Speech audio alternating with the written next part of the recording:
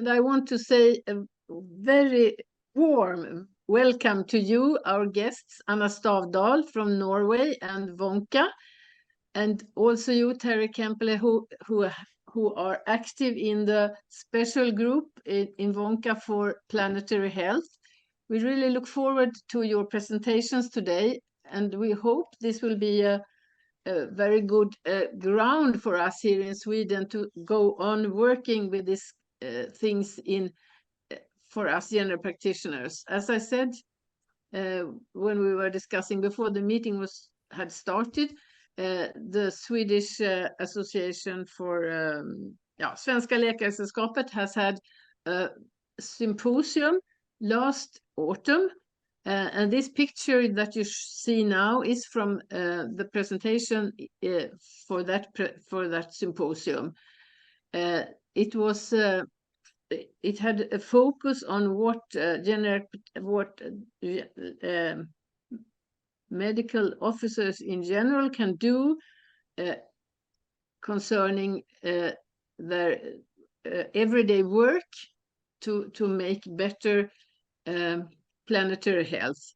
But as I am what we call a rebellion mother, I also think we have to think broader and realize we have to do more than we can do in our clinics now. The situation is so very serious with the climate crisis. So I am really very happy because I saw your presentation before, Terry Kemple, and I realize you also understand what this is all about. So very welcome to you both. And Anna, you will be first.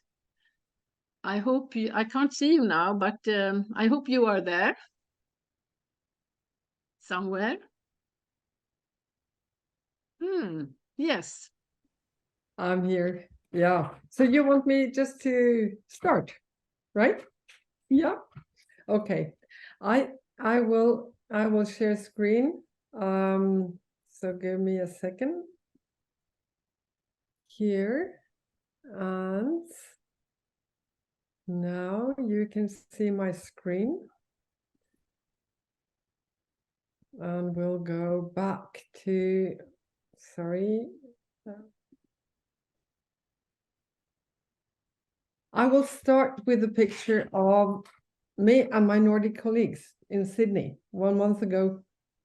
Sweden is lacking this time. It's a long way to Sydney. So that was not taken as an offense. The Nordic region was well represented by Norway, Finland, Iceland, and Denmark. I will start with give you a few details or short story from Sydney. First time the WONCA community was gathered in person for 5 years for council and conference. So just as it's good for me to be with you today, it's always good to be with my base as here, and I felt very well supported through council and conference proceedings.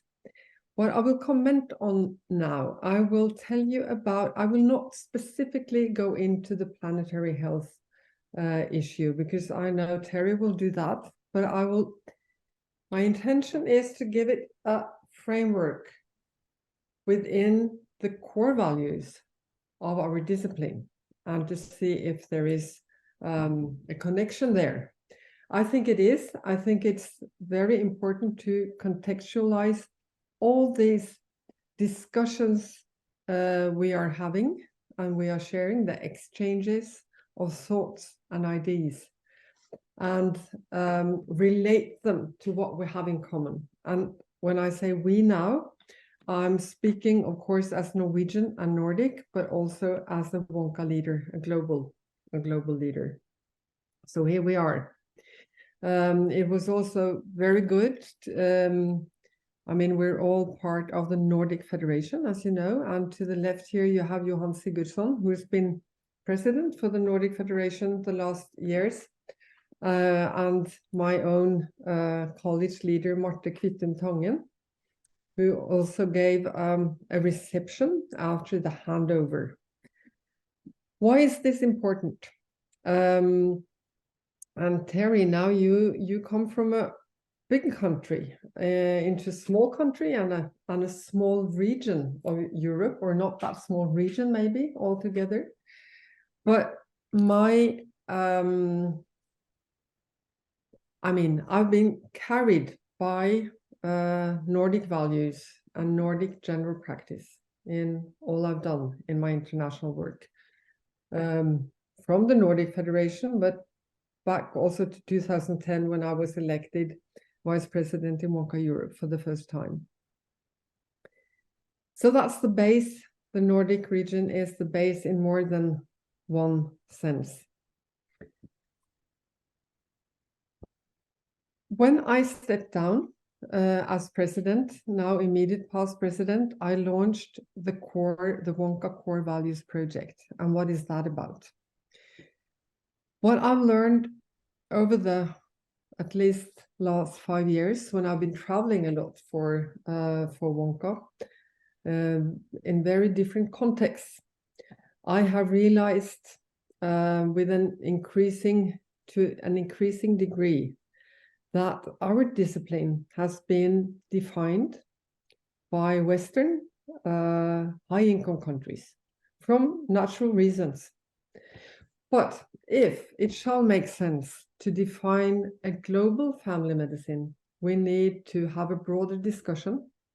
We have to explore other concepts of healing and health, and also deepen our common understanding of how context is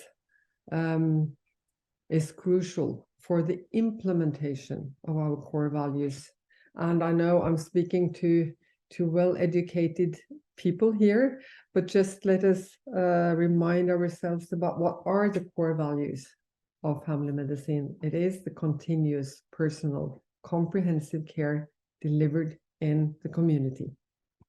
Okay, so what is this project about? And can planetary health and that discussion fit into this project? And to preempt the answer to the last question, yes, absolutely, it's part of it. But let me first tell you about the project, because this is an open project, and the intention with this project is to include the rank and file of our members, those who feel a need, and maybe some of those who don't feel a need, to discuss the foundation of our discipline and how we how we are challenged, how it is challenged in our time. And what are the challenges? We know them, and they are all interlinked. It's fragmentation and specialization of medicine itself, but also as a general trend. There are challenges coming with the digitalization, not only challenges, not only negative challenges, but also negative challenges. And I think most of us are ambivalent, and we're at risk of avoiding the whole discussion because it's so complex and difficult. We have an increasing gap between health and social care, which is also a global trend. We have feminization of the workforce, which also comes with challenges and needs to adapt. Okay, those are a few. And the last challenge to mention is the topic of this meeting, that we have changes in our climate affecting health and people all over the globe. And as frontline workers, we need to relate to that. And first of all, starting with understanding how it actually affects our patients and ourselves. The project itself is rigged this way. 7 leaders in the 7 regions of WONCA have been invited to lead the project in their region. We are on very different stages in the primary care journey in the different regions and different countries. And the challenges are expressed to different degrees and in different ways in the different regions. So we have 7 leaders. We met at a workshop, a specific workshop in Sydney, and each of them had invited 3 people from their own region to this workshop to plan the work. We have the project leads, and we have a liaison person to the WONCA Lisbon conference, and that indicates also the timeline of the project. It's a regional activity coordinated by the Global Project Lead Group. We will have 3 online meetings per year in the full group, and hopefully also be able to meet halfway. And we are aiming at a session at WONCA World Lisbon 2025. So the work is to enthuse and ignite discussions, because from what I see of the people I can see the faces of in this meeting, we are all about a certain age, and the younger generations are not necessarily aware of and have the values and the foundation of our discipline internalized. And as I said, there is also the geographical axis in this. So to be ambassadors and to mention this discussion and include this discussion in all activities in professional developments, that is more or less the work. Our resources are ourselves, colleagues and networks like this one. Very few secretariat resources, but that is not necessarily what counts the most here. This is for the greater good and on an independent and volunteer basis. We have a special email address, and all the emails coming in there are read. You can see it at the end or at the bottom of this slide. What might emerge? We have already started the work to map the global core values, which member organizations do have a statement, vision, mission statement, who have these implemented in training programs, etc. So this is work in progress. And we see a very predictable distribution of who have and who have not this overview. And low-income countries are lacking this to a larger extent than Western high-income countries. That doesn't mean that we necessarily should lead the discussion and the development. We are collecting papers on the state of the art of core values, and maybe we will reach, and maybe that will be a book or a booklet in the course of the next 2 years. Not like a Bible, not like the stone boards, you know. It's not made in stone, these things. The discussion, the ongoing discussion, is actually what counts here. So people need to have a stake in it and make up their own understanding of what the values means in their practical work as researchers and practitioners. And maybe we will reach a statement on global family medicine. I don't know. That's still to be proved if we can get that far. Okay. How does this link to planetary health? In the middle here, for those of you who are not familiar with it, this is the Nordic Federation Statement on Core Values, which was approved by the 5 Nordic colleges in 2022. You see a facsimile from my practice, just to point to the practical side of this. I mean, we are family doctors, and if we shall make a difference, we need to develop tools and ways of thinking that actually can be implemented in our practices, beside, of course, the choices we are making in our own lives.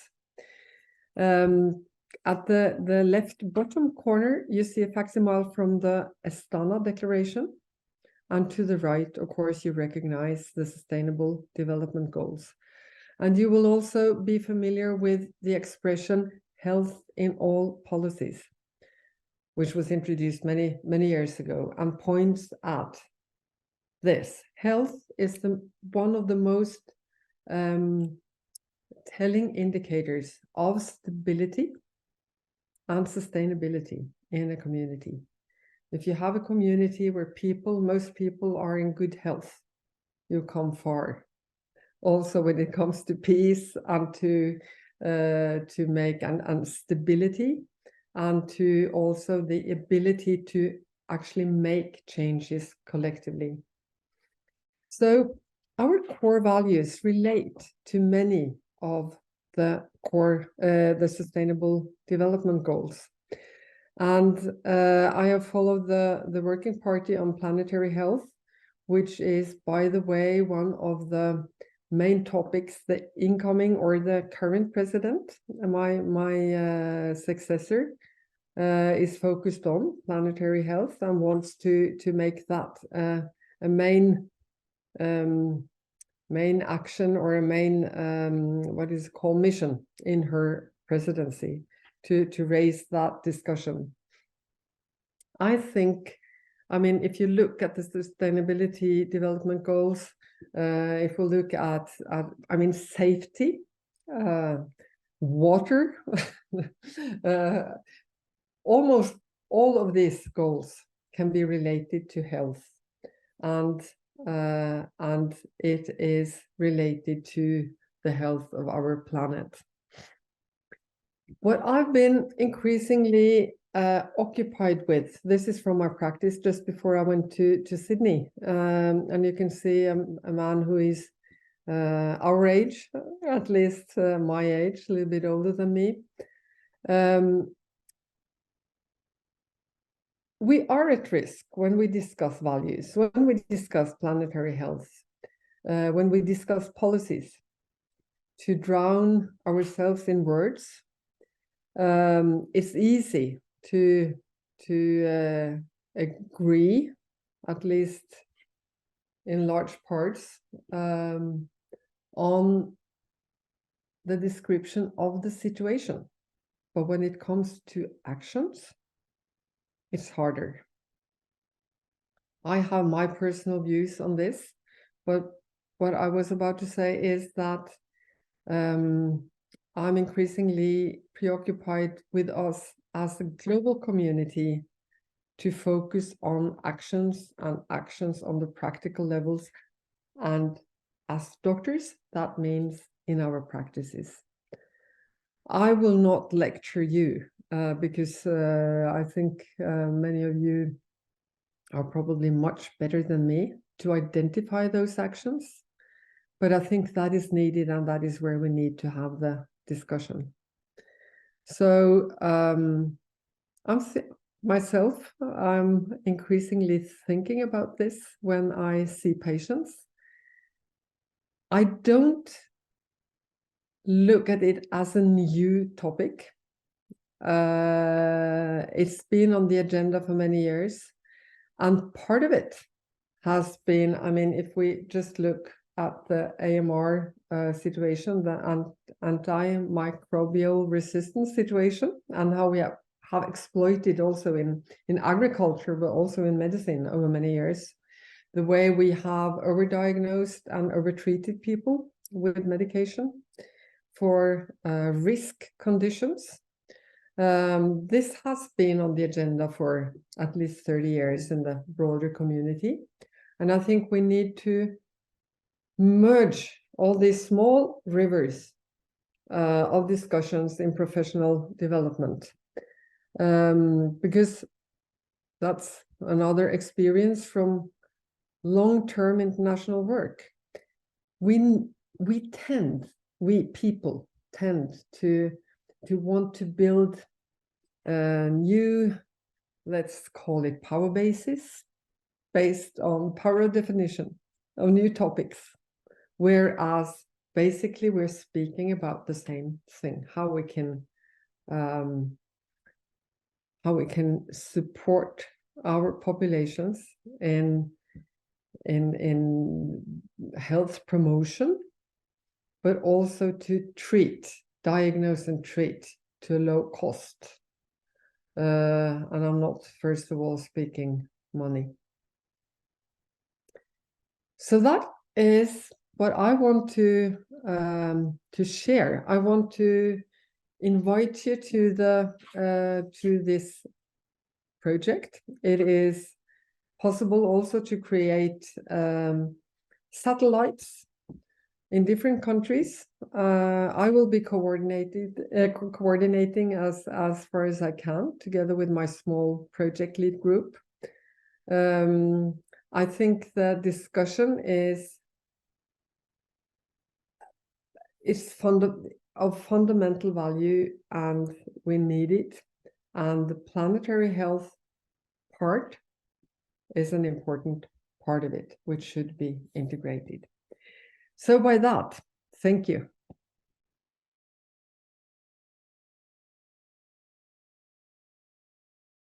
Thank you very much, Anna.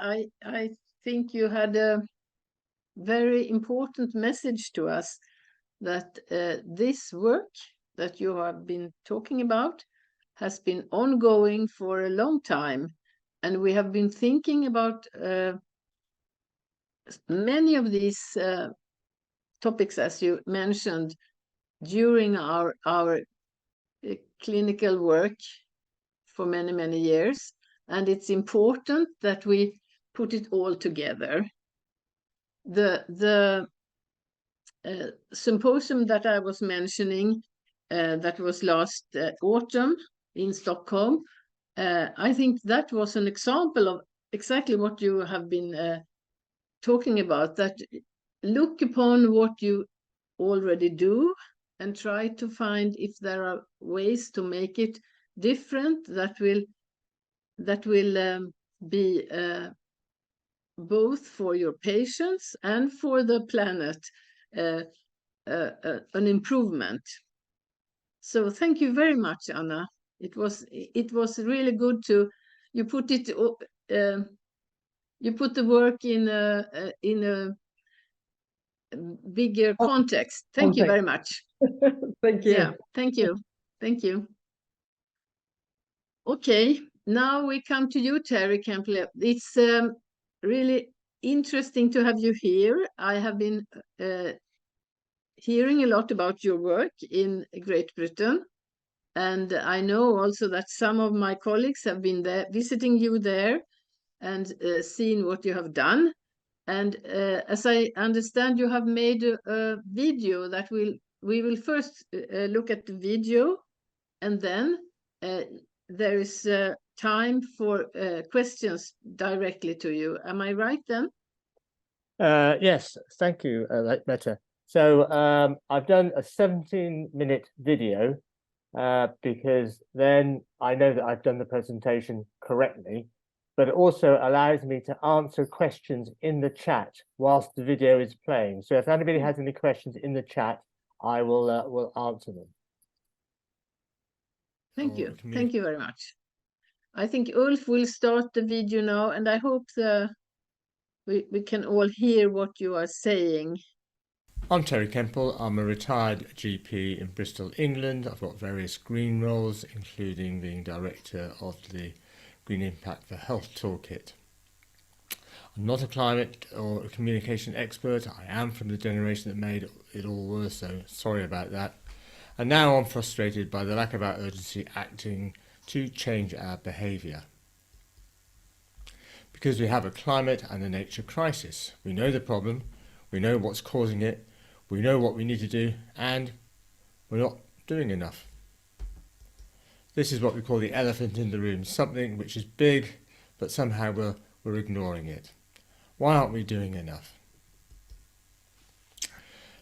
Whatever happens, we're still going to need to adapt for the climate change. So in the United Kingdom, we will have more frequent and worse flooding, and currently 7% of our family practice premises are in flood risk zones, and 10% of our hospitals in flood risk zones, and this will get worse, plus all the other risks on the chart. Kurt Vonnegut, the writer, said, "We'll go down in history as the first society that wouldn't save itself because it wasn't cost effective." As we're speaking, COP22 is in Dubai, and we just hope that action actually does build hope. But it's not easy changing our behaviour, but just like routine aircraft maintenance, it really has to be done. Because now we need many doing everything possible, and not just a few doing every impossible thing. But the most difficult thing is persuading people that a different path is better. We need everyone to believe these 5 key gateway beliefs about the climate crisis. 1, it's real. 2, it's us causing it. 3, it's bad. 4, the experts agree. And 5, there is hope. And establishing these has cascade effects on everything else that we do. Warnings by themselves often don't work. For instance, when a fire alarm sounds, we don't always leave the building. Many of us look around to see what everybody else is doing before acting, or just ignore it and carry on working. A few even try to find the fire. Here's a spoiler alert for what I'm going to be talking about. There is no simple answer. Warnings work best when the sources, content and style speeds timely and effective actions. The messages are consistent. The most credible source is not a single spokesperson, it's the person or organisation that is most credible to the listener. The content should tell exactly what you must do, using words that paint the picture of what your response should look like. The style is accurate, authoritative, with clear, confident language, in simple wording that is precise and non-ambiguous. The basis for the recommended actions is clear. They tell you when you should start and when you should complete the recommended protective actions. They inform you who does and who does not have to take the protective action and explain why. And they tell you the consequences of inaction and how your action will reduce harm.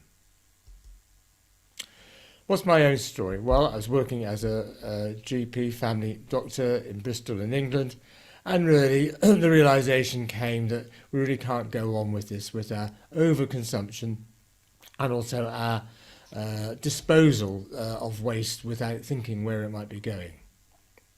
But then in 2014 I started taking action with the Green Impact Toolkit, finding and spreading best practice, but by now, by 2023, I'm wondering, where is everybody else?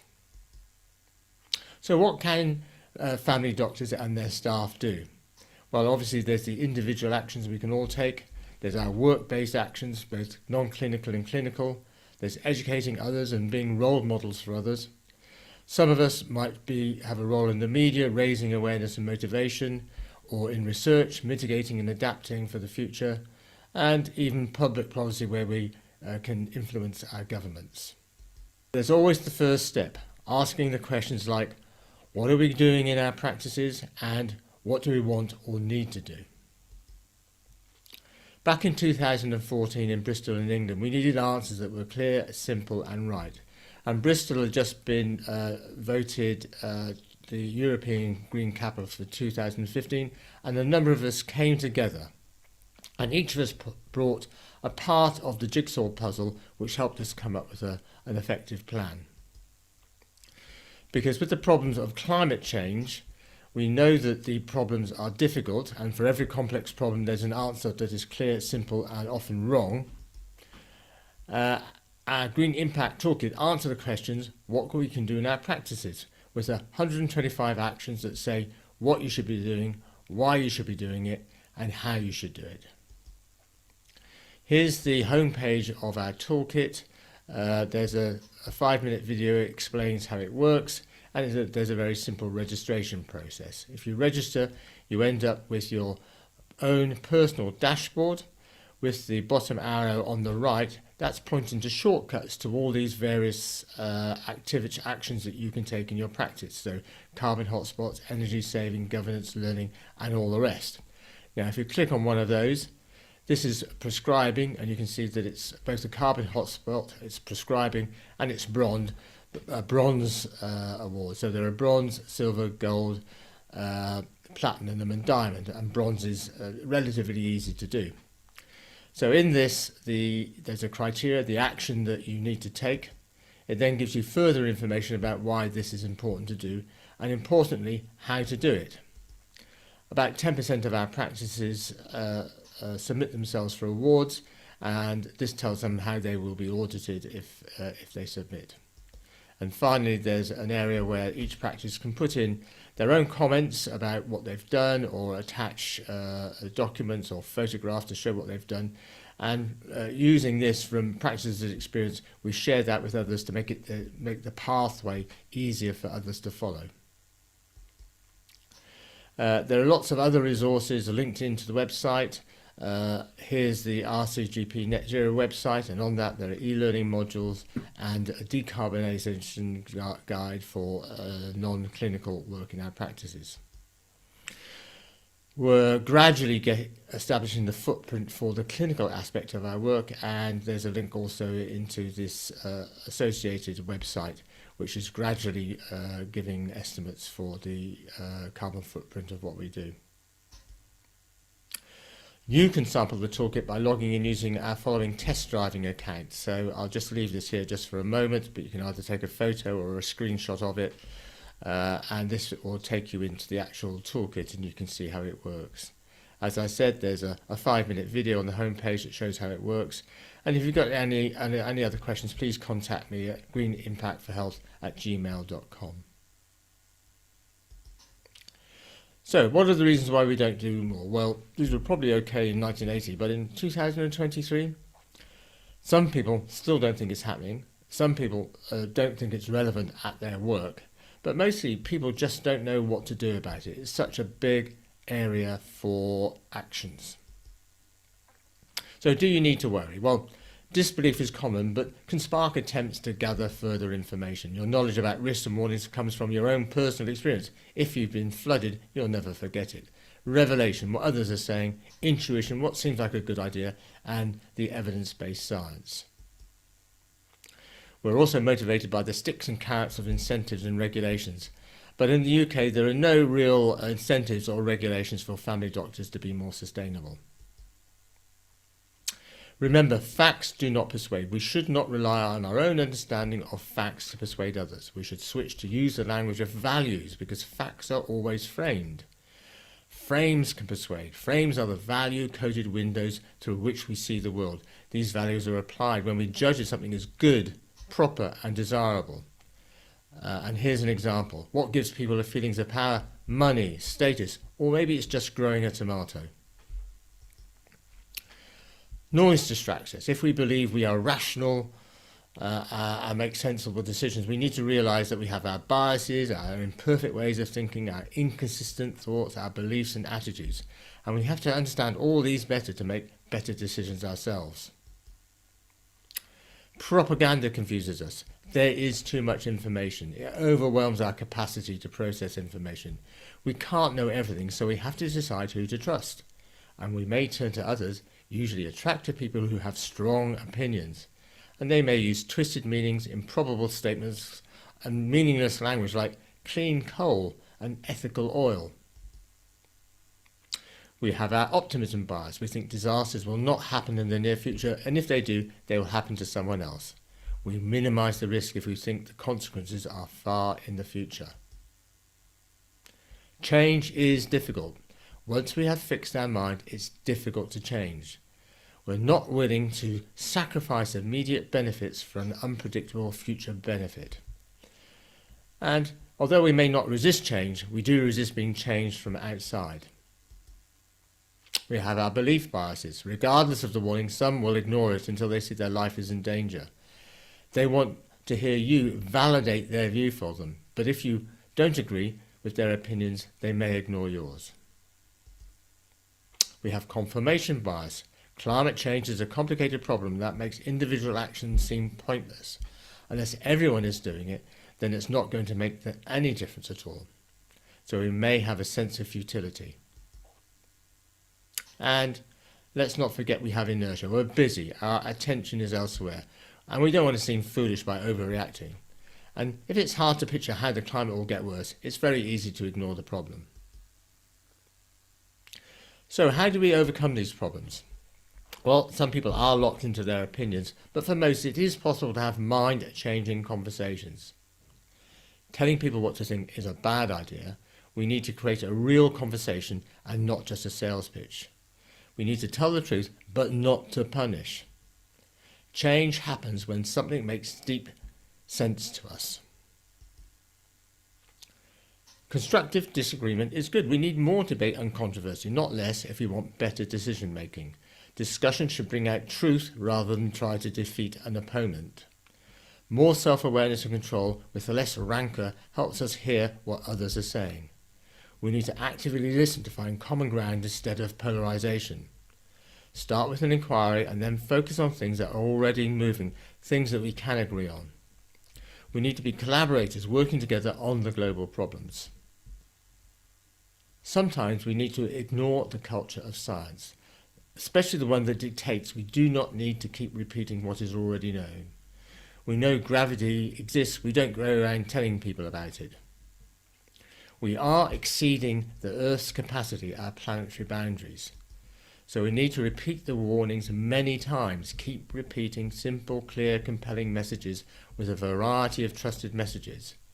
Propaganda succeeds with its constant repetition. It becomes easier to use that implanted information than search for a more complicated truth. And repeat the warning. Again, again, again, and again. And we need to repeat the warnings, using as many different channels of communication as possible. The more times that people hear the same warning message, the more likely they are to become convinced that they are at risk and then take protective action. We will always want to confirm the risk. We will take time to think about a risk. This is called milling, and this is something that is not going to change in humans. Short warnings that do not tell us everything we need to know makes us search for more information. We respond to the social cues around us. We check with friends, relatives and others to see what they think. And that information can be wrong and inconsistent, and the warning message will be amplified or undermined by those around us. This searching always delays us starting protective action. We have to overcome the belief in our safety. This is the main challenge for public warnings. Warnings must overcome our natural belief to think that we are safe and guide us to take the actions that clash with our perceptions of safety. We need to engage with the persuadable. These are the open-minded who are already predisposed to change.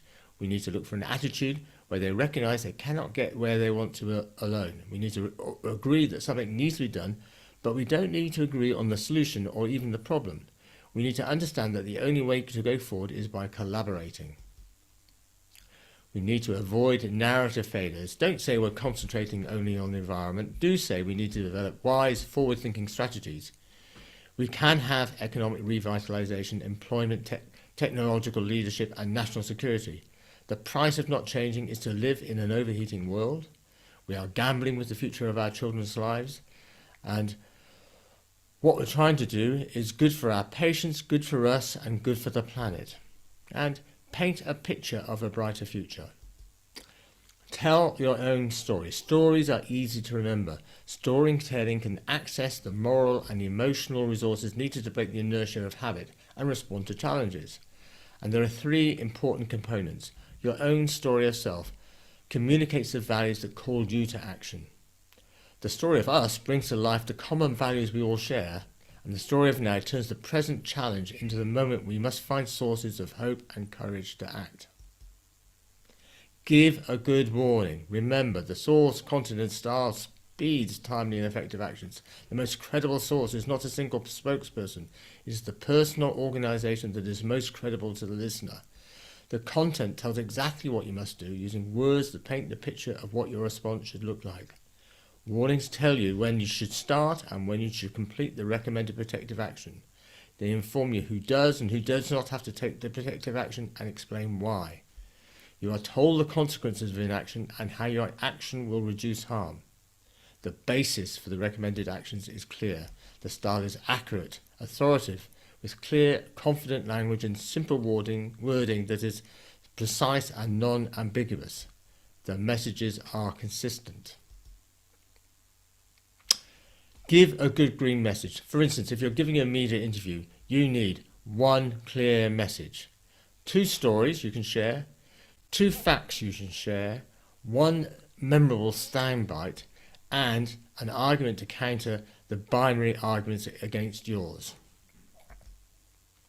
So, how is the great transition going with you from the old life to the new life? What do we need? Well, we need understanding, and that is that low carbon is the only direction of travel. It's better for our patients, it's better for the population, and it's better for the planet. But we need knowledge, how to mitigate and adapt for climate change. So, start something like a Swedish Green Toolkit that's free, easy to use, designed by family doctors, improves sustainability, saves money, and improves care of patients. Or just do something. Thank you.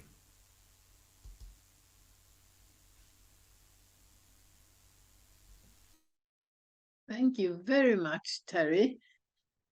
That was really encouraging. I think there are some questions now. I can see there are some questions in the chat. Anna, will you help us to see? Yes, I think that Lars Bäcklund had a question about which toolkit seems to be the hardest to implement. And Terry, you answered a little bit in the chat, but maybe you want to have to deepen the discussion. So if I just give you a bit of background with this toolkit. So we started the toolkit, about 10 years ago, did a pilot, and every year the numbers were doubling. And then the pandemic came and everything froze. And then after the pandemic, well, before the pandemic, 2 things seemed to make a huge difference. That was the Greta Thunberg effect, okay, and the activist climate groups, Extinction Rebellion in the UK. That seemed to make a huge difference. Then it all stopped during the pandemic and then started to pick up again. So at this time last year, we had on the old version of our toolkit 1,500 practices. Now that's roughly 15% of all the general practices in the UK, Scotland, England, Northern Ireland, Wales.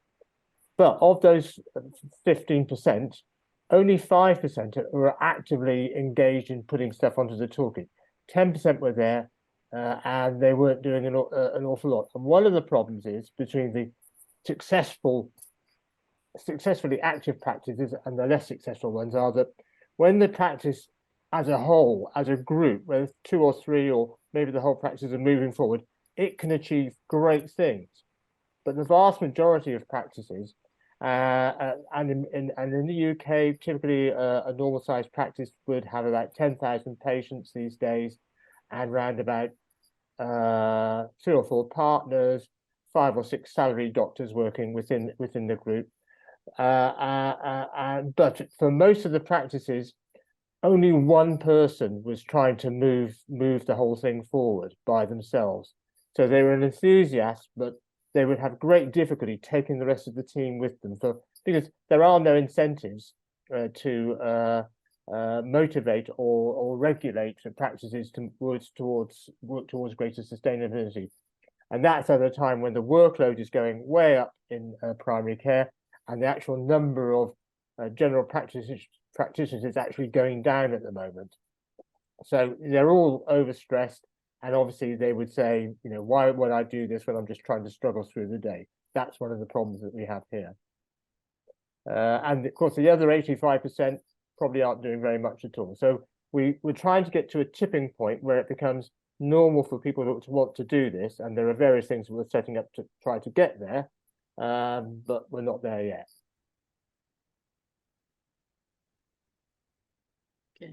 Thank you.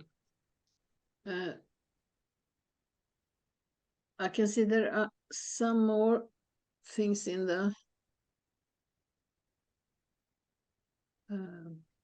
chat, maybe.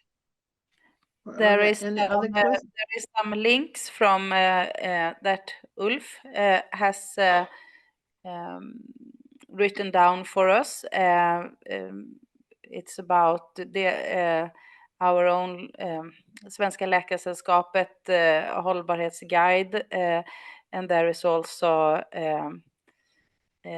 from Act Now WONCA, globalfamilydoctor.com, about this working party about environment working, and so there you can look, everyone who is in this meeting, and also after the meeting there will be some. I will send you the links, so you can go in there and start to participate in the work already today. So, but no more questions in the chat, so the word is open for anyone who has a question.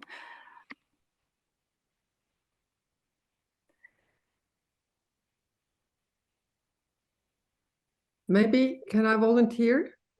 Yes. Yes. It's more a comment than a question, because I note that you said, Terry, that we need to speak about values, and of course that is speaking to me on the background of what I just said in my introduction, and that is also to some people a contentious word when you use the word values. And I'm thinking a lot about this because I'm promoting this project, right? And I think in everything we're doing, when we are taking part in these exchanges and discussions, it's very important to be linguistically clear. I'm not speaking then English, Swedish, Norwegian, but what do we mean with the different concepts? Right? So value, what is value? It's nothing high-flying. It is actually the preference people have. I have a value, which is that I want to treat people this and that way. That is because I believe in that. It means something to me. I mean, so we need to take some of these concepts down to the ground, and speak simple language, because I think what is exhausting people sometimes, because you said if the message is repeated, it will sink in eventually. Yes and no, because sometimes if you overload people with language or words they don't feel they can own, they alienate from the message and say, no, I don't want to hear about it. I think I can identify with that in different you said also, you also said that this topic is polarizing. Maybe that was before we started the meeting, and there are a lot of polarizing topics on the political agenda these days. Identity politics, for example, and also this. So what we need to do is to build the polarization down. And one way of doing it, at least that's what I believe in, is to simplify our language. And this does not mean that you spoke a very difficult language. It's just a general comment to values and language. Thank you.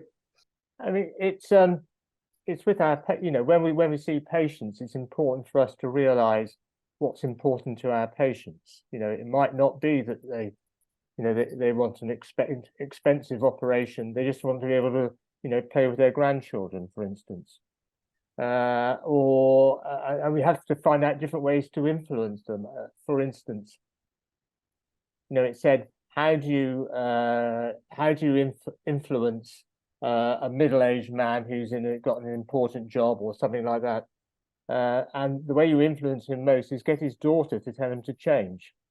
Those things that get inside the armor, the protective coatings that people have, because somehow it touches on something which is important to them, which is what their daughter feels about them.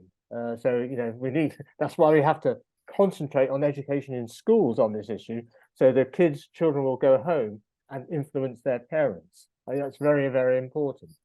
And it's different things for different people. And what we have to do is wait for the opportunity to see what we can agree on, and then you know, press forward the point then, really. And as I said, it's sometimes not necessary to agree what the problem is, or agree what the solution is, but just to see what is able to be changed, so that we come to some sort of common good at the end.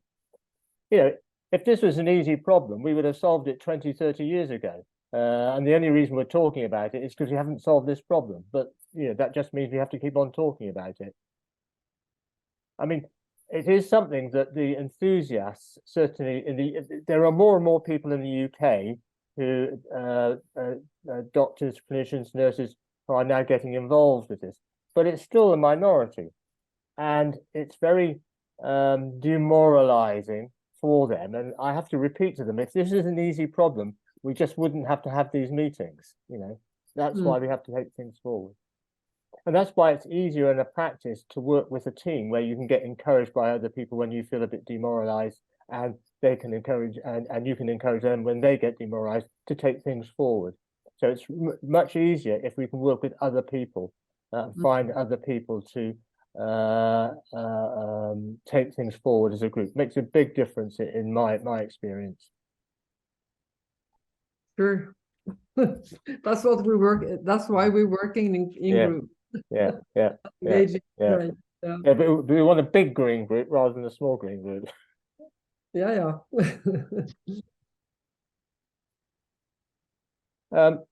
The UK now is actually getting lots of other resources gradually. So I'm also the Royal College of GPs sort of member on the UK Health Alliance on climate change, which is really set up to represent currently about 46 major Royal Colleges, the Lancet, the BMJ, organizations like that, to talk to government, to try to influence government.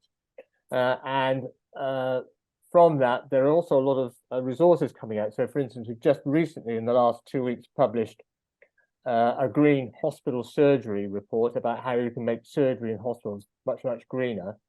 And then another report on how we make mental health services, both in primary care and secondary care, much more green. So we're gradually improving the number of resources that are coming through.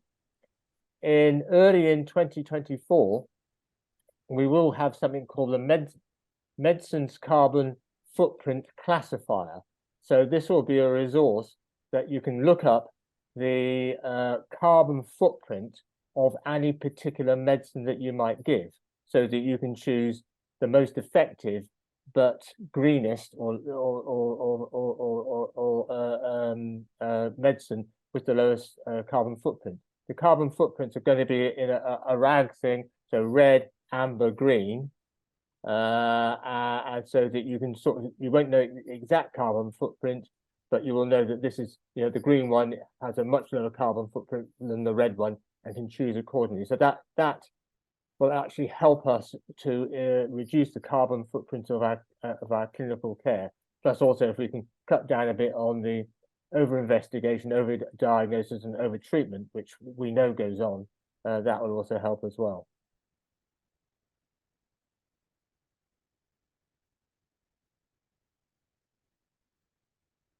So we have lots of resources to share, and if you know, some of which were easy to translate for the Nordic audience. So you know, if anybody wants to know what's going on in the UK and resources we can share, then they can just contact me with the email address I put in earlier on.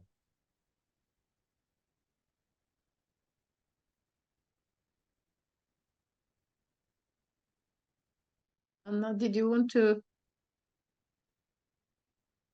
Yes, so two favorable things with this community is that we are doctors and people actually listen to things we are saying. So we could sort of use our impact, of course, to give those values, not to force them upon people, but like.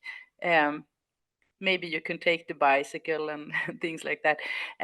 So, and that is one reflection. And also the other one is that many things that are good for the environment is also good for the patient. So if also for health, so it's good to eat a lot of vegetables, and it's good for the health also. So we also have this downhill path to go through also. So I think I'm very hopeful that we can sort of start or nudge a movement to sort of get the message through in a natural environment, not to sit and agitate, because of course that won't work. It won't work if we want patients to take their medications, so it won't work if we talk about something else.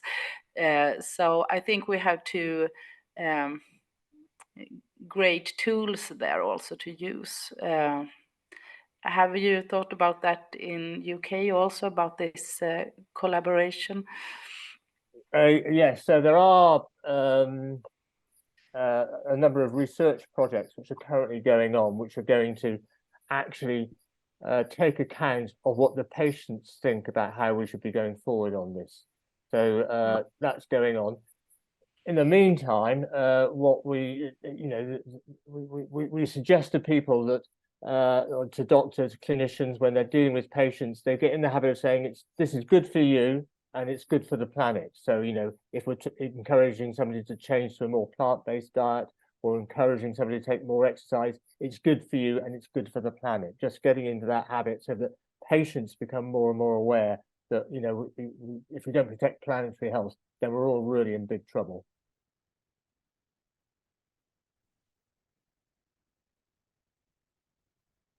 Okay, I think we are about to end the first session now. I think I once more want to say thank you very much for your coming to our meeting, Anna Stavdal and Terry Kemple. Ja, Vendela. Ja, hej Mita. Hej Vendela. Alla Du är så väldigt välkommen att prata om dina tankar och utifrån läkare mot kärnvapen. Ännu ett skrämmande hot förstås mot våran framtid. När du har pratat så ska vi sen försöka ha ett samtal mellan de som är kvar. Prata om vad vi kan göra utifrån vad vi har hört nu på mellan 1 och 2. Det ska bli roligt att höra vad det finns för tankar. Jag har läst igenom det här pappret som finns från Läkarsällskapet, deras funderingar, och det är ju lite i samma anda som det som Terry beskriver. Men kanske inte riktigt lika detaljerat förstås. Men det är ändå spännande att man har tänkt på de här sakerna ganska mycket i Sverige också. Och jag tror att jag lämnar ordet till dig nu, Vendela. Om du vill börja prata så fortsätter vi sen och ser vad det blir helt enkelt. Ja. Välkommen. Jätteroligt att du är här. Tack för inbjudan. Och kära kollegor, jag tänkte faktiskt erbjuda ett avlatsbrev. Vi har det ju väldigt, väldigt tungt, alla vi. Alltså det är mörkt, det är väldigt många hot som hänger över oss. Några har vi nu hört om redan. Alltså vi vet ju alla om de här. Vi är ju intelligenta, pålästa människor. Dessutom så är ju vi generalister. Och vi är ju för allt bra och mot allt dåligt. Det tror jag vi alla är. Men vi orkar inte med det. Vi orkar inte. Det är illa nog att vi gör det i vardagen i vårt kliniska arbete. att vi liksom ska omfamna allt och tänka helhetssyn. Men det är så otroligt slitsamt. Och just då kärnvapen, så är det ju så här att vi som läkare har faktiskt unik möjlighet och därmed kanske kan man säga ett särskilt ansvar. Och därför, men då finns ju tack och lov den här läkarorganisationen mot kärnvapen. Så jag ska berätta lite om varför den finns, hur den finns och vad vi har gjort och vad det har öppnat. Och då gör jag det delvis också utifrån mitt personliga. Föreningen Läkare mot kärnvapen, den bildades i början av 80-talet av en amerikansk och en rysk kardiolog. Utifrån läkaruppdraget. Och det vi alla vet att vi behandlar om vi kan, vi botar om vi kan, vi ska alltid lindra och trösta och vi förebygger när vi kan. Och vad det gäller kärnvapen så är det ju så här, händer det, då kan vi inte bota, vi kan inte behandla, vi kan knappt ens lindra eller trösta. Alltså, så imperativet, vi måste förebygga det. Det är liksom logiken. Och de här två kollegorna bildade då, alltså utifrån det, och jag menar vi värderar ju inte olika liv olika. Vi tycker ju inte att det är okej om det dör 1 miljon i Moskva eller i Washington och sådär. Så de bildade, och den här föreningen växte ju jättesnabbt då.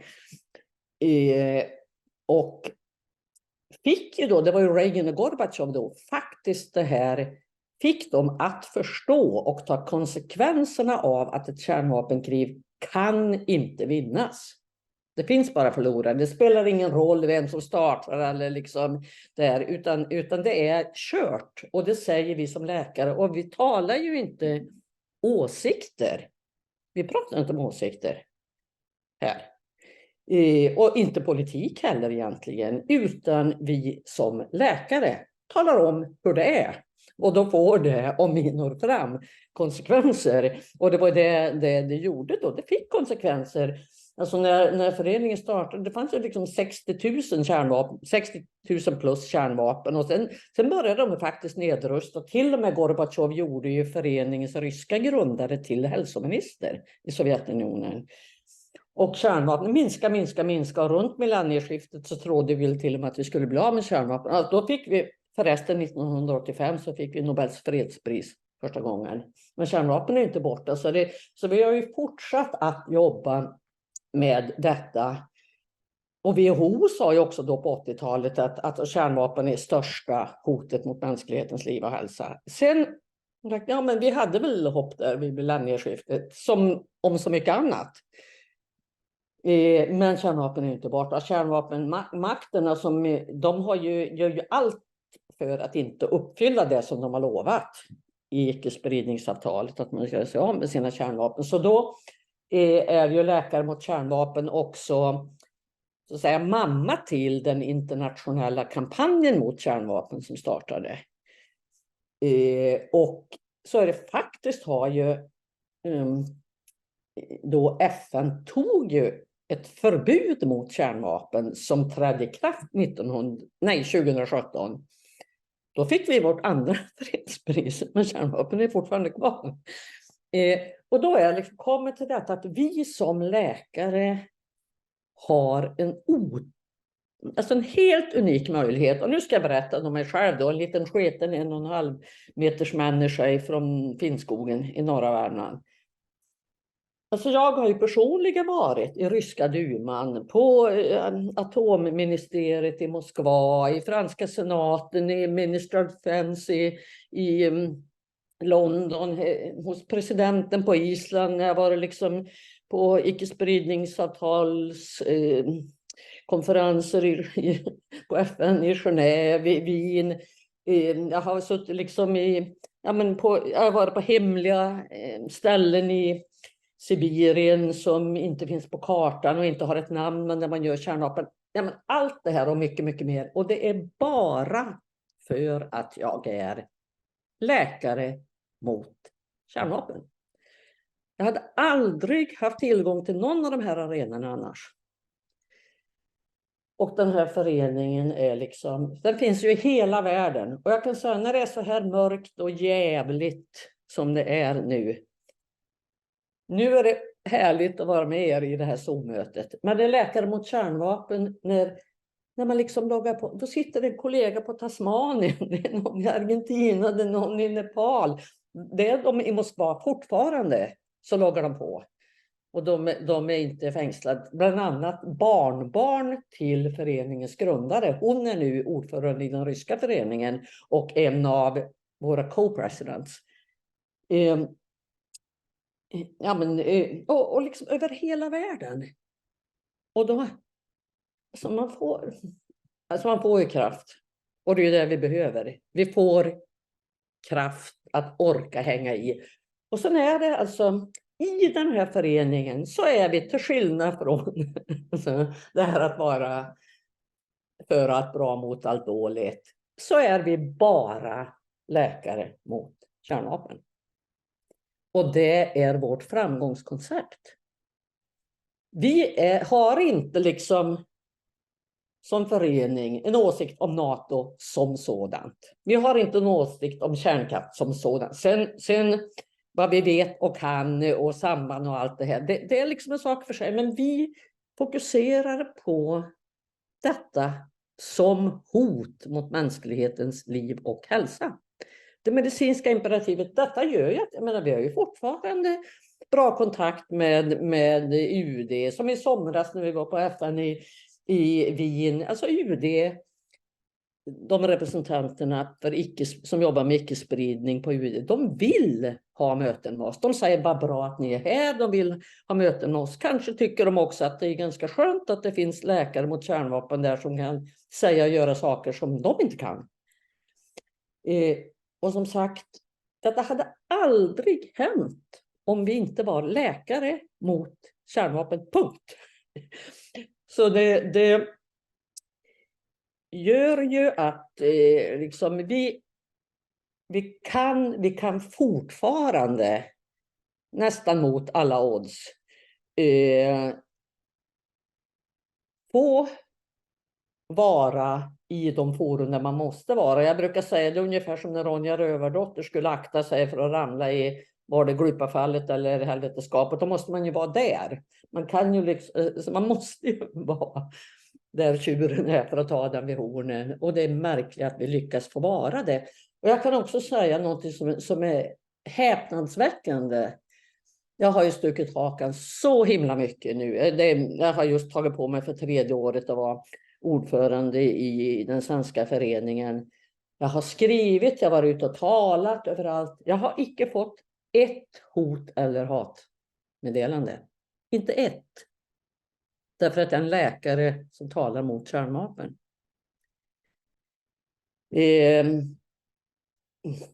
Sen, alltså, man kan ju ta debatten och det kan vi.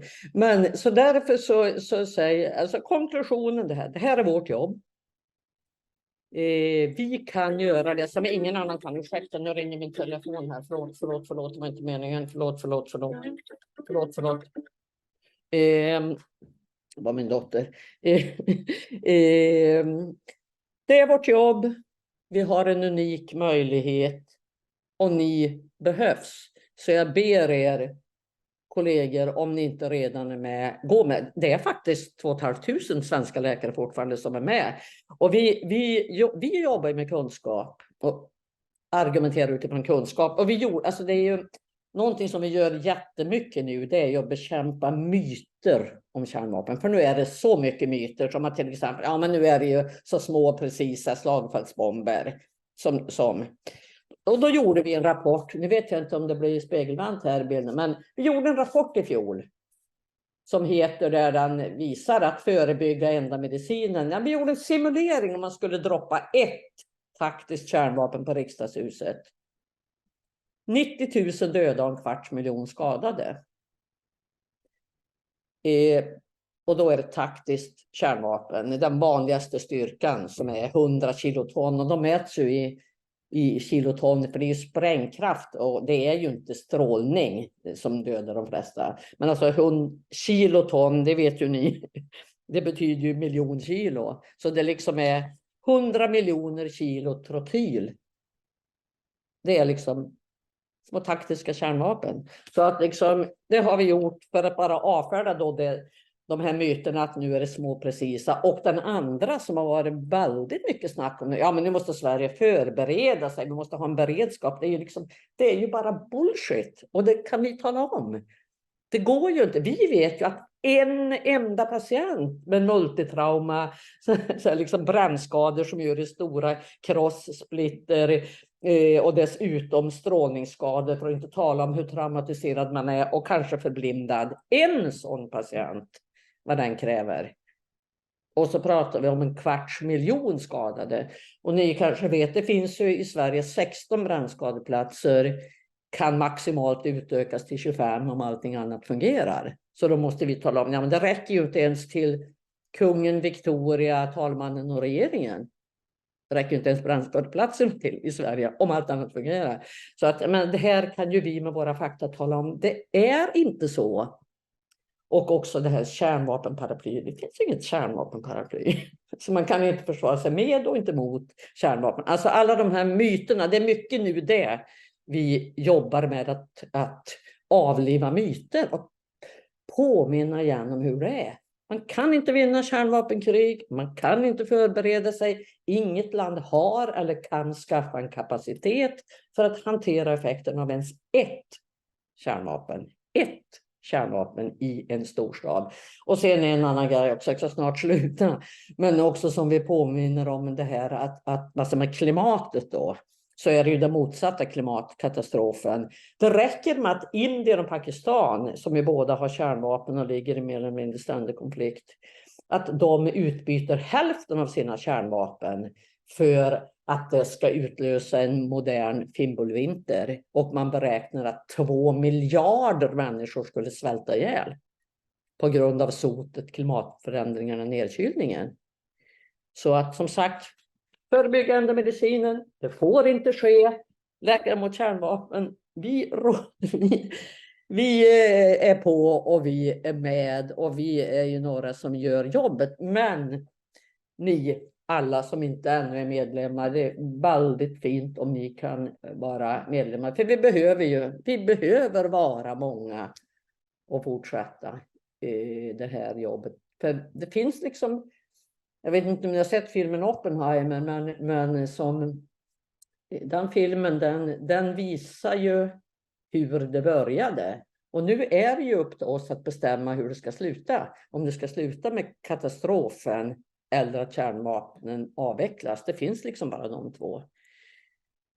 Och det var också så i somras vid Hiroshima-dagen att över 200 medicinska tidskrifter tar en gemensam editorial. Och det har ju aldrig hänt. Som säger detta.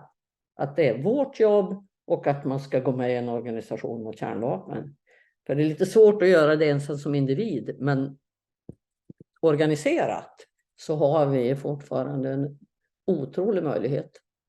Ja, nu har jag sagt detta så, och då är det bara att gå in på Läkare mot kärnvapen så kan man bara anmäla sig. Och det kostar 1 krona om dagen, 365 kronor. Det är väldigt låg medlemsavgift i den föreningen. Så ja, det var det jag ville säga. Tack så mycket, Vendela.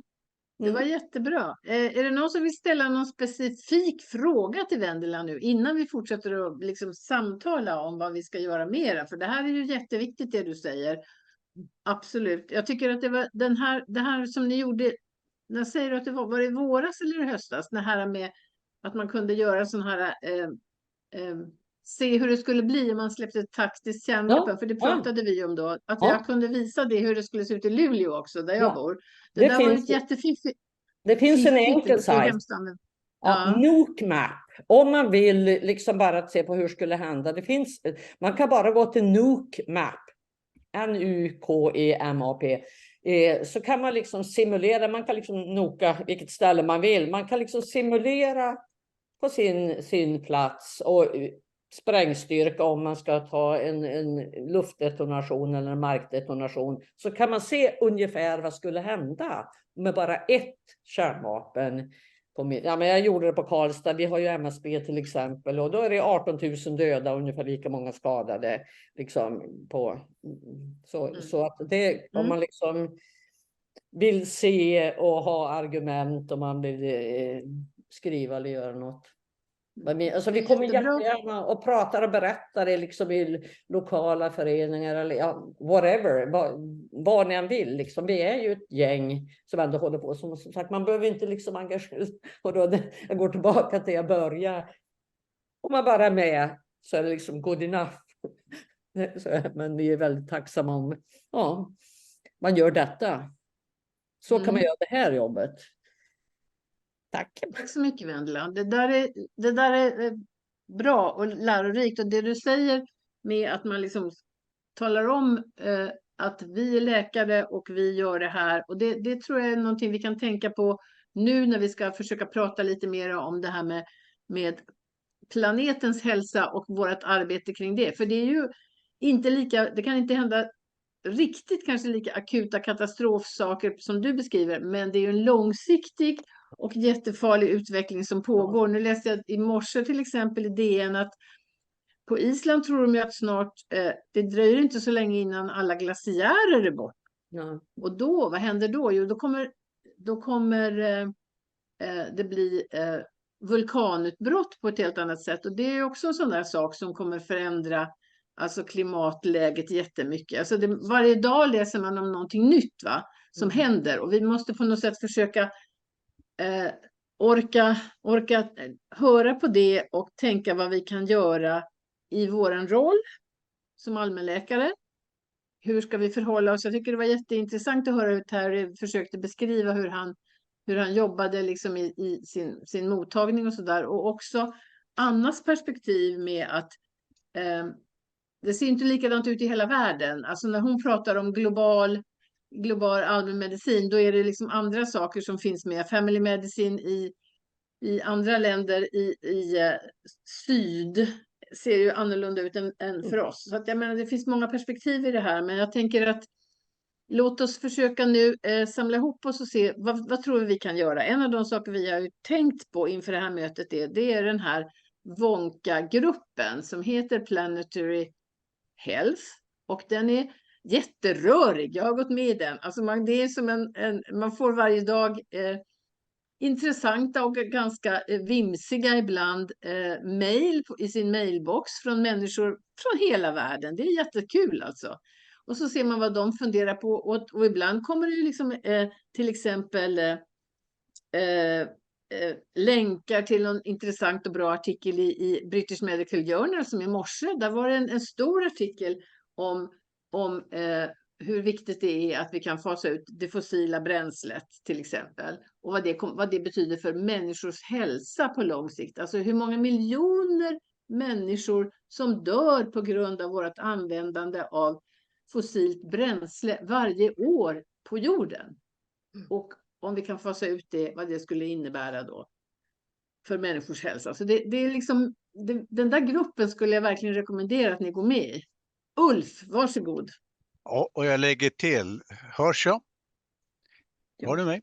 Ja. Jo, jag lägger till att i chatten så ligger länken. Och klickar du på den så kommer du in till ett ställe där du kan skriva in ditt namn. Säg att alla som hör den här uppmaningen gör det. Då ökar den i tyngd, den gruppen, oavsett vad de chattrar om. Så att WONCA har ett ställe där de säger i bästa fall, om det här går vägen, att flertalet av jordens allmänläkare, och så hänger vi på Vendelas sätt att uttrycka sig, så har vi en ganska kraftfull kraft inom WONCA och världen, det tror jag. Anna? Ja, jag känner en liten, som säkert många, en liten frustration över att, lite som Terry uttryckte det lite, han har jobbat i väldigt länge med de här frågorna och från 14 till 22 och han undrar var är alla andra liksom.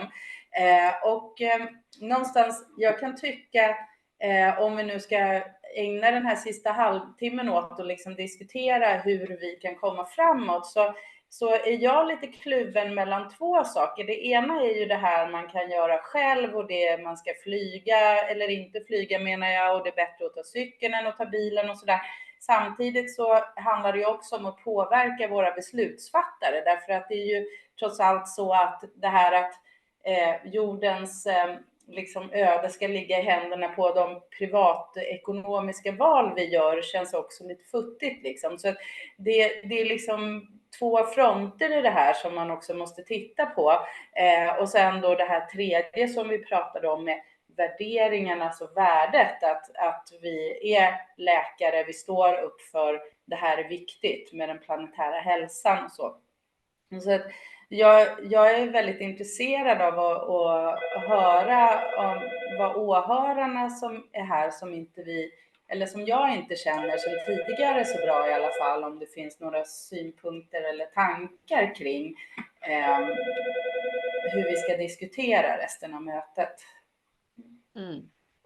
Och nu är vi ju ganska få, så nu är det ju, har man ju alla chansen att få säga någonting tycker jag. Vi är bara 14 personer kvar nu. Så kom igen. Ja, det första säger direkt att det är bara 14. Men det här läggs ju ut på en hemsida på sällskapet som en YouTube-film. Så att det kan bli multipla effekter av att ni säger någonting nu. Så jag skulle rekommendera att vi gör det. Ja. Lisa Zackrisson, varsågod. Lisa Zackrisson, distriktsläkare numera i Östersund, tidigare på Meta, Viborgs hälsocentral i Luleå. Hej! Men jag följer uppmaningen här och jag tycker väl att vi ska ta vara på de nätverk vi har, SFAM, facket, och att inte uppfinna hjulet igen utan att stärka de här nätverken och att utveckla de kontaktvägar vi redan har. Så att i alla möteslokaler att väcka frågor och att bli liksom relevanta och aktuella i vår samtid genom det.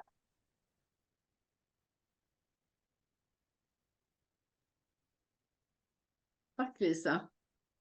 Jag såg att du också hade lagt upp en länk till läkare för miljön, Anna. Det var ju jättebra i chatten. Där kan man också gå med. De är ganska livaktiga. De har en Facebook-sida om man håller på med sånt. Och de har möten och grejer. Så att där finns det mycket att hämta också.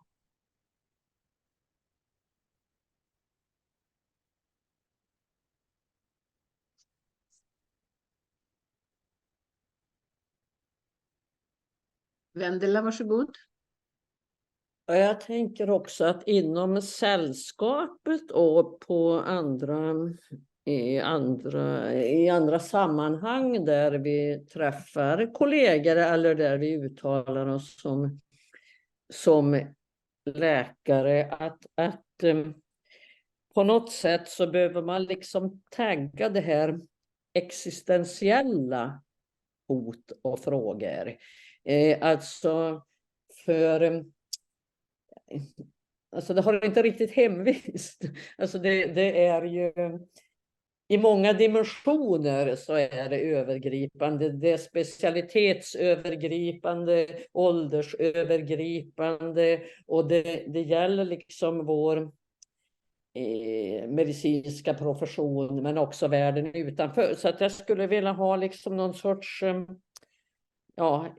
sätt att markera att det som är existentiella hot och frågor, som ju då både klimatet och kärnvapen är, så att det inte liksom på något sätt försvinner. Att man skulle vilja hitta de här sammanhangen på något lätt sätt.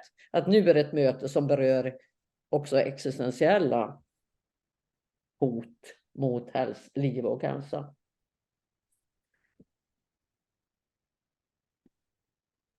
Mm. Ulf? Ulf, varsågod. Tack.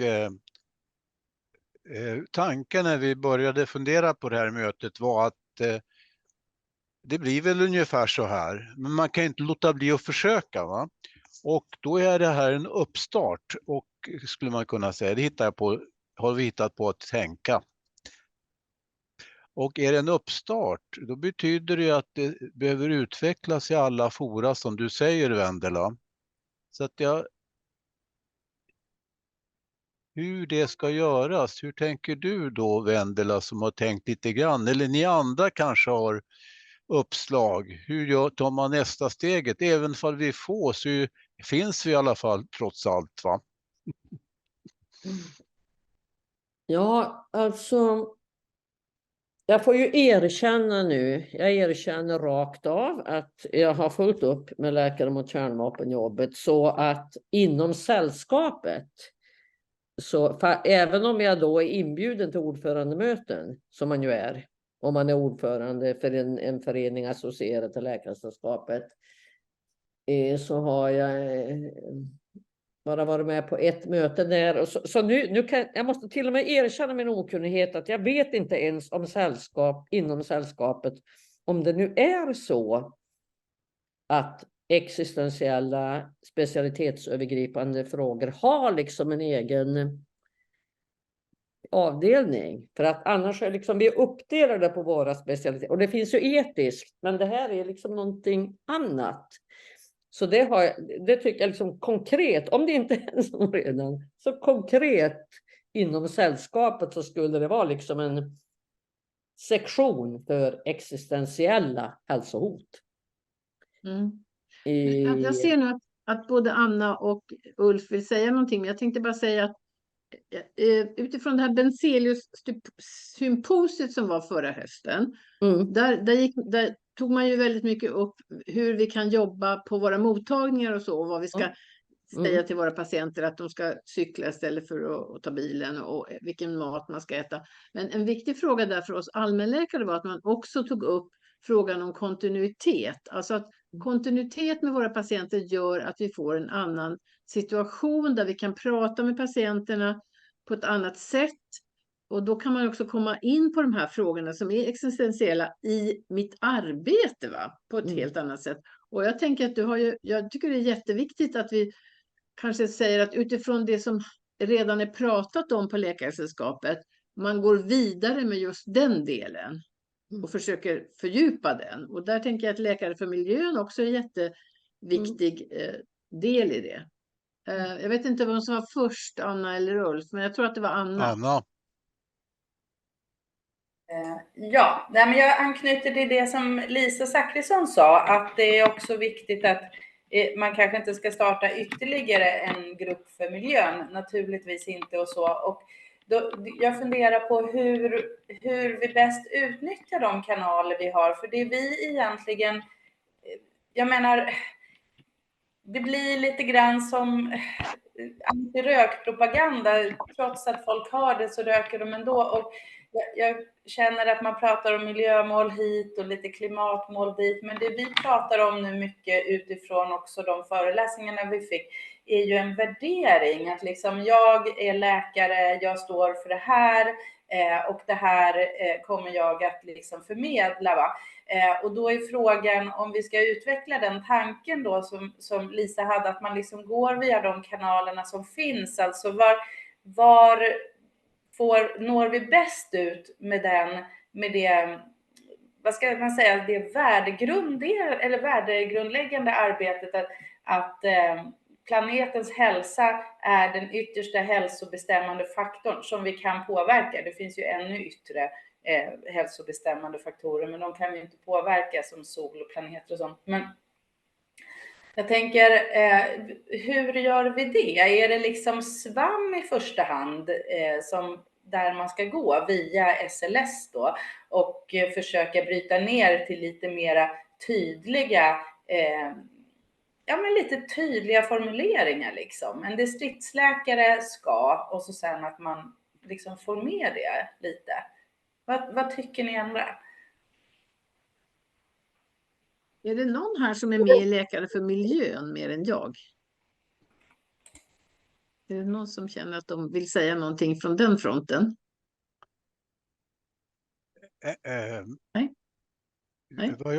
Vad jag tänkte mäta säga är att det vore väl trevligt att låta var och en som finns med på det här mötet att ni säger något ord om hur ni tänker om de här frågorna, så vi får med det i filmen. Det ser ju enahanda för vi nöter på annars. Bra tanke. Jättebra tanke. Vi har ju en lista här på de 13 som finns kvar här nu. Och de som redan har pratat kan vi... Ja, Meta, jag Maria. kan hoppa in här, men jag hittar inte handen. Jag är lite ovan vid Zoom.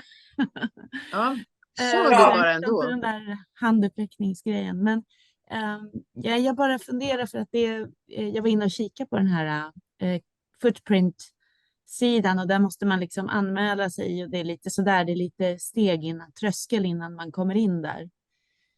Vilket jag tycker var synd, för att det vore ju bra om man bara kunde läsa lite vad man har redan tänkt på. Men jag bara tänker så här att det är svårt om det blir liksom krångligt att göra rätt och att veta vad är viktigt att börja med liksom.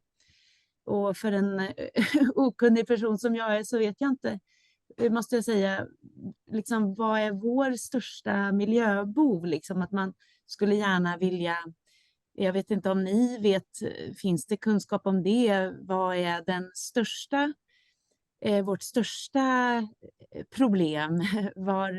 Var kan vi liksom skära ner på våra utsläpp mest? För då borde man ju kanske börja där. Och vad är bästa sättet att göra det? Så det skulle jag vilja efterlysa. Och istället för att man har väldigt många olika saker som man kan göra och det kan kännas oöverstigligt. Men att istället börja med det största problemet och som också förhoppningsvis går att göra någonting åt. Men jag vet inte vad ni har för tankar eller om ni känner till något.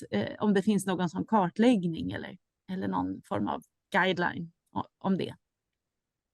Jättebra fråga, tack. Jag tänker låta några som har viftat nu säga någonting. Och då är det Lisa Zachrisson igen. Ja, och jag har funderat vidare här. Det här är nya tankar för mig. Hinner ju inte tänka så mycket på sånt här i kliniken. Så att en sån här träff gör ju också att man får tid att tänka tillsammans. Vilket är väldigt lärorikt. Så att en värdefull stund, ett värdefullt möte idag. Jag tänker att vad skulle hjälpa mig som kliniker i ett intensivt kliniskt arbete, det är ju att jag skulle vilja ha stöd av min arbetsplats, alltså det fysiska. Jag tänker att många av de här råden vi kommer kunna ge, kanske ännu mer än livsstilsråd, är ju generellt gällande, för vi bor ju alla på samma planet.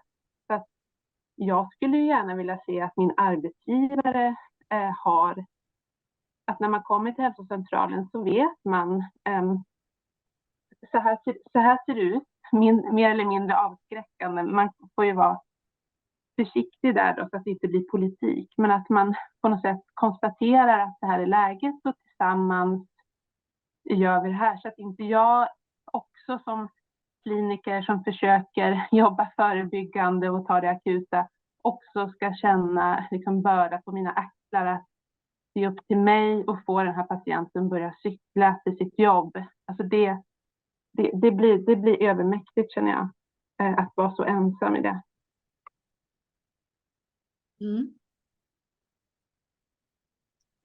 Vendela? Ja, men jag tänker att det som är härligt, nu försöker jag vara så här äckligt optimistisk och glad, att det är ju samma saker. Det som är gott för hälsan och för planeten, det är ju detsamma. Och då de två tunga sakerna så är det ju kosten och transporter. Att äta växtbaserat, absolut, liksom Väldigt mycket mindre rött kött. Alltså växtbaserat, och dessutom då så är det till och med säkert bra för att det kan vara mera svenskt. Och främja lokalt jordbruk och så här. Växtbaserat och att minska på bilåkandet. Cykla, gå i trapporna och att, alltså det är liksom bonus. Man kan göra det, argumentera för hälsan, och bonuseffekten är att det är rätt. Alltså det är ju inte olika saker. Tack och lov så är det inte, krockar det inte. Och det gör det på ett sätt lätt.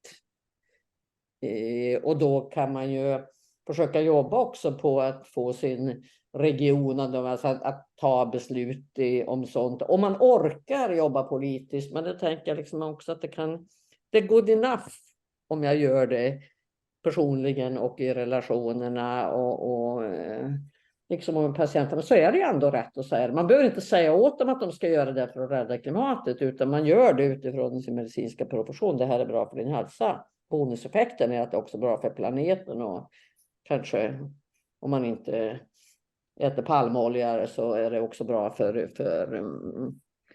regnskogen och sådär. Men man behöver ju inte ta alla. Man är för allt bra och mot allt dåligt, men man kan bara argumentera av ett skäl för detsamma.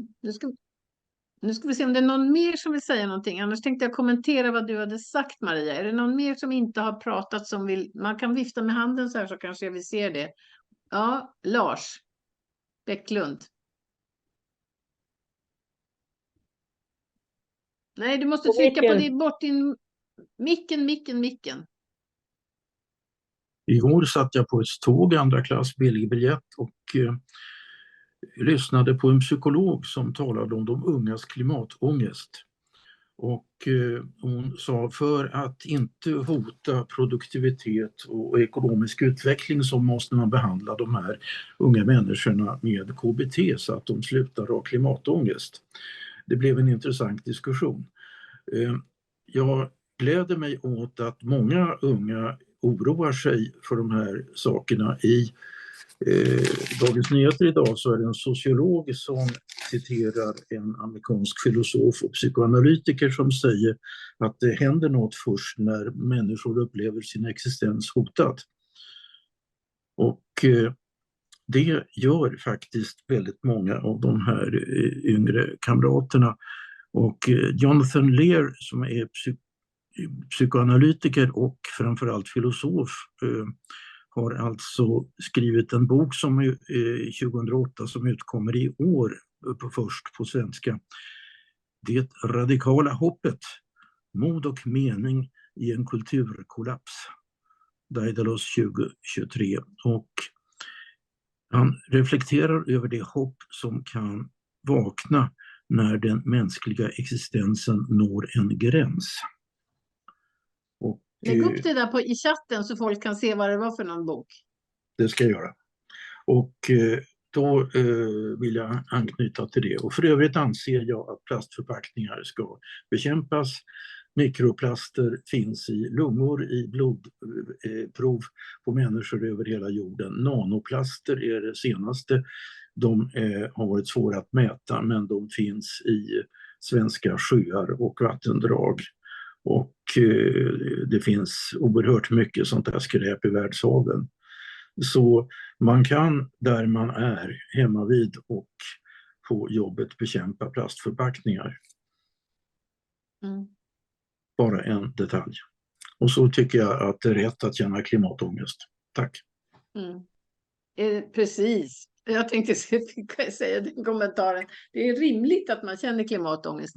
Är det någon som inte har fått säga någonting nu? Så jag ser ju inte alla. En del har släckt sina bilder så man ser inte om ni vinkar ens. Men annars är det du, Anna, och sen tänkte jag ytterligare kommentera vad du har sagt, Maria, där innan vi slutar.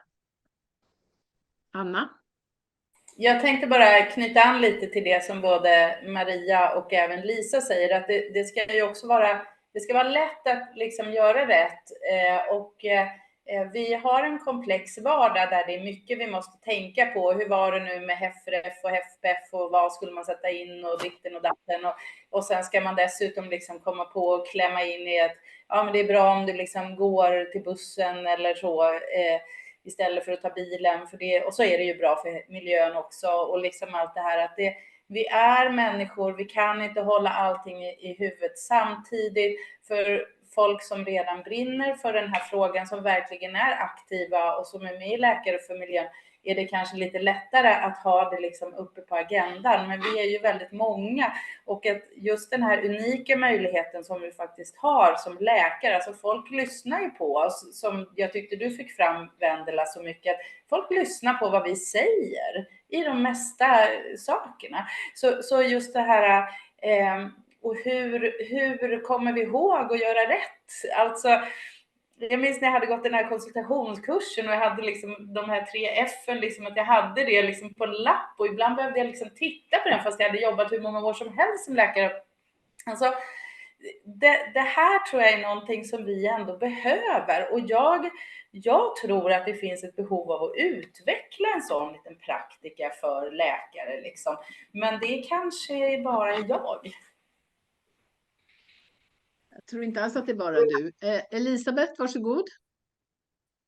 Ja, jag tänker också det, att det behövs en praktika. Alltså det behövs någon sorts lista på var gör jag störst påverkan. Alltså vad utav allt det här jag ska säga påverkar mest. Och det är också så, tänker jag, att det vi pratar om idag går ju ihop med kloka kliniska val och alltså hur vi gör sjukvård överhuvudtaget. Och liksom ändrar man, om jag låter bli att göra den här åtgärden eller låter bli att följa just det där vårdprogrammet, hur blir det liksom? Ja, vi har ju så många val, precis som Anna säger där, varje dag. Liksom varje patient är liksom 1000 olika val som vi ska ta hänsyn till. Och vad är liksom viktigast egentligen? Och vill vi ha det här aktuellt, vad är det jag kan peta in i just den här konsultationen som får mest effekt? Men jag tänker att det också är 2 olika fronter. Dels gentemot patienten, men sen så är det också, vad kan jag säga till min egen chef eller min egen arbetsgivare? Vad kan jag göra där? Så. Och ibland gör man kanske bara små saker. Jag var på den där Planetary Health symposiet förra hösten. Och ett av dem, jag visste väl det redan innan, men det blev ännu mer tydligt att det här med hur vi äter har en jättestor påverkan. Så bara att kunna förmedla det gör ju stor skillnad. Och ibland så kan man göra något litet. Jag drog ut den där hållbarhetsguiden, den var väl helt ny då tror jag, och la den i vårt personalrum. Och sen försvann den när vi hade haft några studenter där. Så tänkte jag, okej, det var väl bra. Någon mer som ville läsa det där. Så jag får väl se till att dra ut dem, och sen när de försvinner så får jag lägga ut en ny. Då har jag gjort något litet, tänker jag. Det är jättebra. Och jag tänker att precis det där att man har något att utgå från där. För att jag tänker att det här symposiet som var förra hösten, det är ju ändå en bra utgångspunkt för sådana här vardagssaker man kan göra. De har ju ett antal punkter som de går igenom, och jag tycker att det här med, om vi har möjlighet, så kan man liksom tänka på vad man skriver ut för läkemedel, och har man kontinuitet i vården så är det mycket lättare att prata med patienterna om onödiga utredningar och onödiga behandlingar. Och det är en jättestor grej som också det går liksom drabbar klimatet, att vi gör så mycket onödigt i vården. Så jag menar, det finns många saker som vi kanske håller på med till vardags, men ändå inte tänker att det här har med den här saken att göra. Så att man kan hitta den där guiden som de gjorde där i anslutning till det där Benselius-symposiet, det som du var på då, Elisabeth, och liksom ha det lite som utgångspunkt, och sen försöka kanske se hur man just kan göra på sin egen arbetsplats. Vilka saker kan vi lyfta här för att liksom jobba vidare aktivt med det jag gör på jobbet. Sen är det väl som du säger, Elisabeth, att man måste också vara, om man orkar, aktiv i förhållande till andra organisationer, sin arbetsgivare eller eller sin kommun om man tycker att det finns saker man ska göra där. Jag tycker det känns som att en del kommuner är ganska aktiva nu med att försöka göra sådana här till exempel koldioxidbudgetar och så. Det gör våran kommun. Och då säger vi till dem att vi ska minsann kolla att det blir något av det också. Så det finns saker i det lilla som kan ha betydelse. Jag tror inte vi får liksom förtvivla över att det är så stort och så mycket så vi vet inte vad vi ska ta vägen.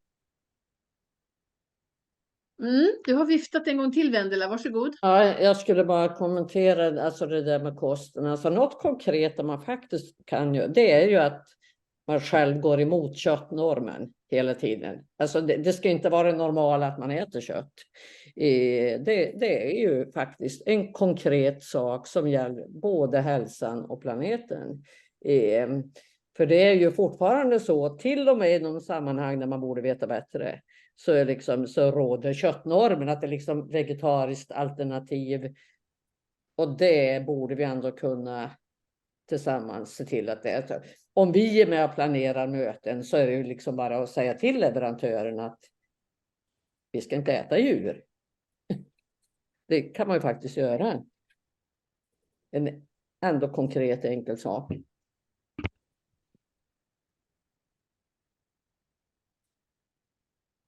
Okej.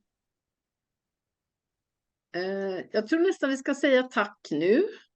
Det känns som att vi har haft många tankar, även om vi känner oss sådär att men vi hade kunnat göra mycket mera, men det är en bra början, tänker jag. Och titta på de här olika organisationerna, Läkare för miljön, Läkare mot kärnvapen, WONCAs Planetary Health-grupp, och se vad ni känner att ni skulle kunna vara hemma och vad ni skulle vilja engagera er. Och använd som sagt var den här, jag drog ut den ser ut så där på framsidan, det går inte att se här nu för jag har så dålig belysning, men den där, gjorde ju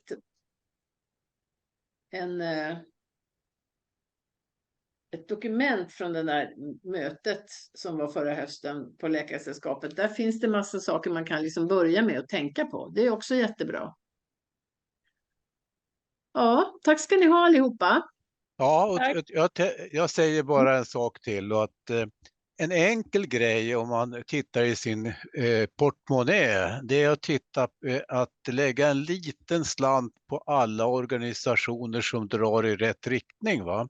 Och särskilt som man känner mest för. En liten global skatt, en planetär skatt skulle jag vilja förespråka. Vi hostar ju upp ganska mycket för den här nationalstaten Sverige, och det är väl bra, det är där vi lever, va? Men jordklotet är mera värt. Om inte det finns, då blir det inget Sverige. Jag är skatteälskare. Tack. Tack så jättemycket allihopa. Tack ska ni ha.